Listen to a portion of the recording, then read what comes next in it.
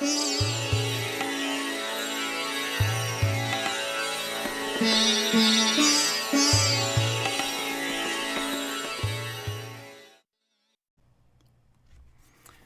and welcome to Leadership is a Philosophy, Not a Checklist, video discussion 18 on the Netflix film Don't Look Up. So, a couple things about this movie that are kind of interesting. This movie is, in my opinion, completely underrated and completely fascinating. We're going to talk about the leadership aspect of it, but what I found was this movie caused a whole bunch of reactions, and the reactions were completely predictable, depending on which one of the which group member you are a part of. And I know that's going to sound kind of strange, but I really encourage you, if you have a Netflix subscription, is to go watch this movie, and your reaction to it is going to tell you which group was in the movie. So we're just going to move right on ahead to some stuff. So there's a couple of things I want to talk about real quick. I'm going to build this up. Sorry. Super messy. This slide, just a second. This slide is going to be at the beginning of every one of our reviews from now on, because this is the Archetypal Leadership Model. Again, this is not mine. So I'm going to explain it in depth this time, and then this is what you look at before we go into the book and video discussions or anything we're going to talk about. I'm going to show this because I think that this clarifies what we've been talking about for 2 years. So there's several components. So the first thing is we've got the big 5 personality traits: openness to experience, high and positive emotion, high intellect, assertiveness, and industrious. I think those are personality traits that identify leadership. If any of you out there are a PhD or want a PhD and know how to do this sort of research, the gap in research is, I think that people are going out and talking to CEOs and doing personality things on them and then trying to figure out what's in common amongst them. That's the problem. There's a difference between a leader and a person in charge. So what you have to do is get some people with you that are actual leaders to go with you into these organizations. Find the people that the employees would voluntarily follow, and then you do your personality evaluation on those people. You see what I mean? So the deal is you have to identify them not because of their position, but because of who would be voluntarily followed. Then you will be able to identify what is common amongst people that people would voluntarily follow, personality-wise. All right, so then we have the talent.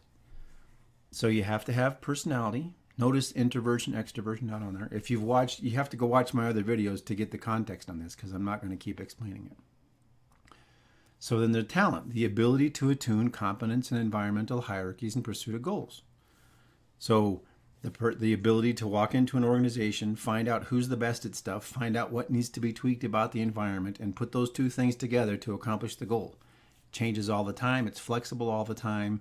It's like tuning a piano. It's like tuning any sort of an instrument. That's the talent. That's the leadership talent, is the ability to do that. How do we measure that? Go look at the solution. That's some ideas. I don't know the right answer. I just know this is closer than other stuff. Next, right here in the middle, are the characteristics. So remember, if you have the personality and you have the talent, that talent allows you to have power. Go look at my power video. With the power, you can become corrupt, because at no point in time has any human being ever been able to handle power. They always become corrupt. Well, you got to keep an eye on them. You got to keep an eye on this sort of thing. So character modifies the talent. The 4 essential characteristics are humility, integrity, empathy, and vigilance. If you have positive aspects of that character, then you're going to have a good outcome. If you have bad aspects of that character, then you're going to have bad outcomes. Okay? So this is the entire picture, right? This is everything together. This is like the capstone. So then next, we have the difference. Okay? So the differences are, we have, I'm sorry, not the differences. So let me start at the beginning. There's too much. Let me sum up. So the Tao Te Ching from 2,500 years ago is when it was written. We don't know how long it was being repeated orally, right? The Tao Te Ching says there's 4 types of leaders. There's barely known, there's the one that's loved and praised, there's the one that's feared, and the one that's despised. Great. So the best is green, next is yellow, orange, blah, blah. So then we've got the United States Army Field Manual from 1948 says there's 4 types of leaders. There's respected and trusted, there's tolerated, there's feared, and there's despised. I may mention this in another video. I do find it funny that with these last 2, they quote the Tao Te Ching, but they didn't use the Tao Te Ching as one of their references when they talked about it. So they got it right. Then there's a German general from 1940, or no, I'm sorry, from 18, maybe 1900s, that had 4 types of officers. So there's lazy and smart, there's lazy and energetic, there's lazy and dumb, and there's dumb and energetic.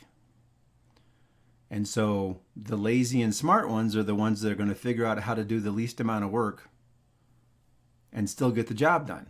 Attune, competence, right? And so lazy and energetic, same thing. Somebody who's trying to get things done so they make a bazillion systems. Okay? And then there's lazy and dumb, which is not great. And then there's dumb and energetic. So somebody who's doing lots of stuff, but it's all the wrong things. So what helps with this is there's 4 things. So you've got leaders are category green and orange. And so good character and the talent is the ideal leader. Good character and no talent is a person in charge who's doing okay. They're not going to screw anything up. They're really good on a staff, but they're not leaders. They're a person in charge. And then you've got the person who's got bad character and the talent. They're still a leader, so they can get stuff done. They can make things happen. And people are going to follow them anyway, even though they have bad character. And then you've got the bad character or no talent are then the ones that are despised because they're a person in charge that is just wrecking things. So that's what this chart means. So every time we're going to do this, this is the standard we're measuring things. Sorry, camera, all the time with the camera. This is the standard that we're measuring things against. And then everything's going to flow from that. So these videos are going to be a lot shorter now because we're basically identifying leadership stuff. All right? I know I've babbled too much, but I wanted to explain this slide because this is how, and if you go and look, there's all sorts of talk about, the leadership types. And maybe I'll do a video on that because it's so funny because there's all these things. There's one model I said that it's very funny. I did this video and then I went and looked for stuff to make sure I hadn't copied anything. Almost every leadership style thing that you find has these colors on it, which I thought was hilarious because everybody thinks the same way. The bothersome thing was I found several that said, well, here's the leadership style that's good. Here's the one that's this, and here's the one that's that. And we've talked about this before. You may have to use a directive and very precise leadership style. And 2 minutes later, you have to use a very laissez-faire leadership style. And 2 minutes later, you may have to use a combination. The leadership style changes based off, the leadership style is part of the environment. So you have to tune your leadership environment, right, leadership style, with the competency to achieve the goal. Okay? So anytime you hear somebody say, well, this is my style, as soon as somebody says, this is my leadership style, there's a problem because different conditions call for a different style. And if you can't adapt that, I mean, my favorite example is people saying that they can't lead Gen Z and can't lead millennials. Well, then you're the problem. It's not the millennials. You got to meet the people where they are and bring them to the goal. And you have to figure out how to do that. That's you. It's not the millennials. Okay, so Now we're going to get into the video. Now, if you have, this is moderate spoiler alerts. So if you want to watch the movie, go watch the movie. And just remember, your reaction to it is going to be what group you are in that movie. So after you react, step back and go, why did I react this way? And then who was represented by me in the film? All right, we're just going to do this real quick because I like to just fill this one out. All right, so basically it starts off where a couple of scientists find out that there's this big bad thing that's about ready to happen to the planet.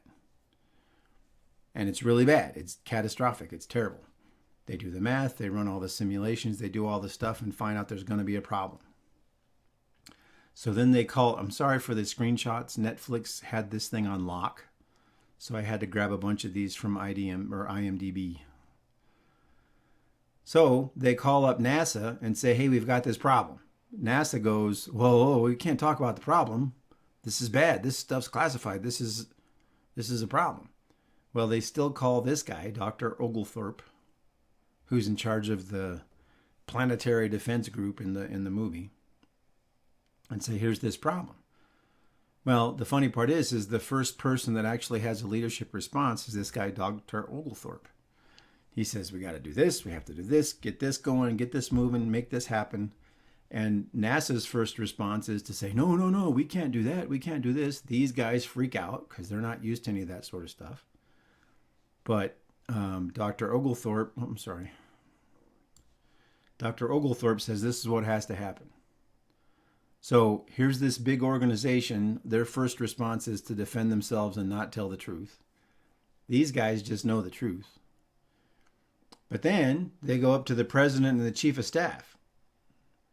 And the president and the chief of staff, first of all, don't care. Then they're really not impressed by it. Then when they find out that it's really bad, they say, well, we can't tell people the truth. So no integrity, no humility, no empathy. And treat these guys like garbage. The only person that stays calm in the entire situation is, again, Dr. Oglethorpe. And so at this point, we start off with this whole thing. These two people at the presidential level are ranting and raving saying, these guys are from some university that doesn't have any credentials, and we had our people from the big name universities look at it, and they said you're wrong. Never mind that they ran all this stuff and checked all the data and did all these sort of things to prove whether or not it was right before it got there. So they immediately discount something because of credentials instead of their actions, instead of the fact that they found the evidence. Then you come down here and you've got this guy, Peter Isherwell, and he's sort of the Steve Jobs. He's a big tech guy. He's got all this stuff going on. And they go through and have this plan to go defeat the big bad thing that's going to happen. And he shows up and says, oh, no. We can go mine this thing for a bunch of money. And I've got this big plan and all this sort of stuff. So all he cares about is being greedy. And at the same time, he smacks these people down for being credentialists. It's just stupid. So nobody's being a leader in here except for Dr. Oglethorpe. These two, the Dr. Mindy and Kate DiBiase, go to the New York Herald and say, hey, we've got this problem. They're all on board. Then they get basically roasted because they put these people up with this crazy thing that's going to happen. And then they start ranting and raving about credentials and the whole thing, and they don't care about the truth. Nobody at any point cares about the truth except for Dr. Oglethorpe. Then you got to watch the movie. Then there's this big scandal that happens. So in order to distract from the scandal, the president decides to now pay attention to the scandal.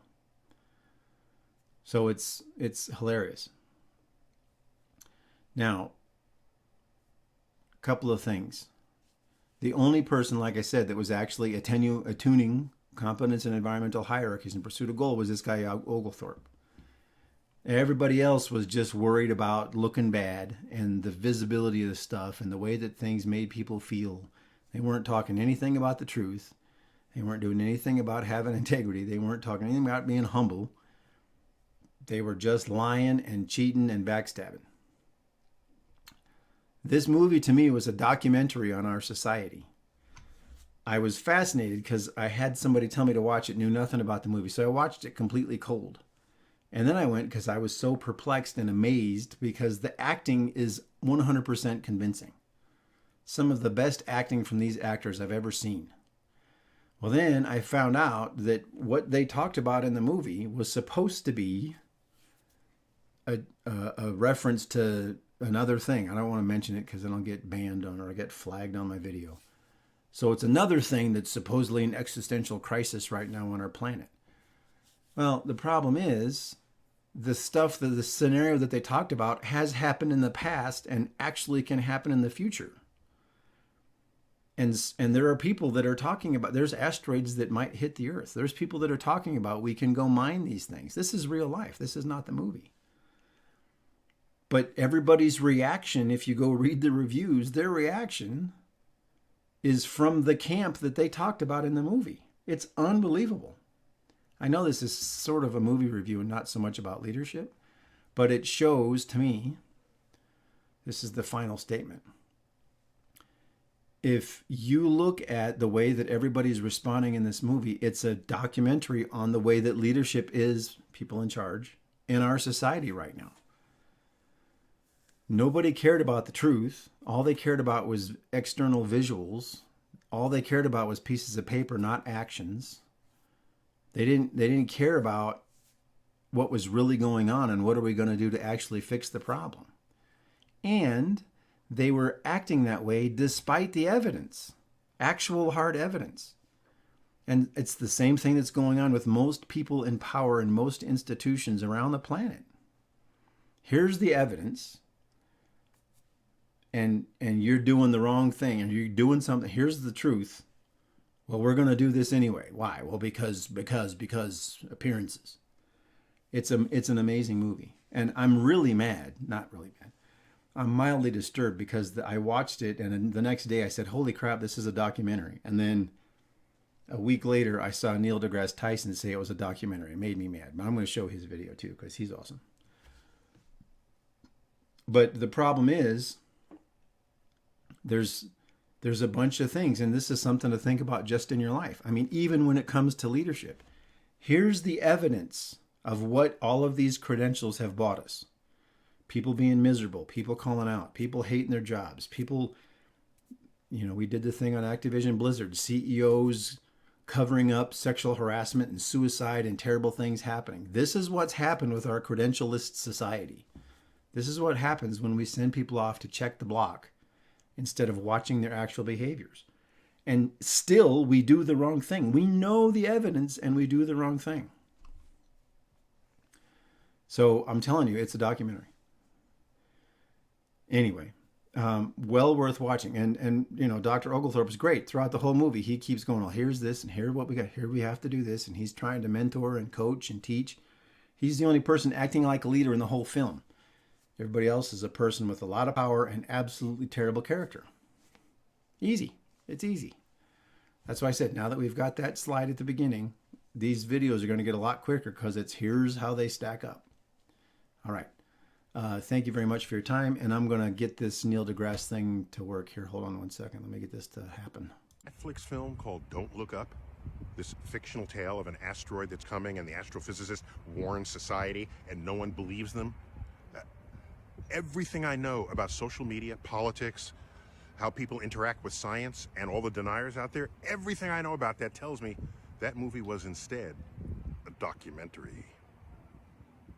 Alrighty, so here's the movie. Once again, not sponsored, all that sort of stuff. Netflix, like I said, had that movie on lock, so I couldn't do any screen captures or anything else. I wanted to do some more stuff with scenes. Anyway, go watch the movie and see what your reaction to it is. Don't go read reviews ahead of time. Because I read some reviews and was completely perplexed because the satire they said it was supposed to be was nothing like it. Anyway, thank you very much for your time. Hope you have a great day.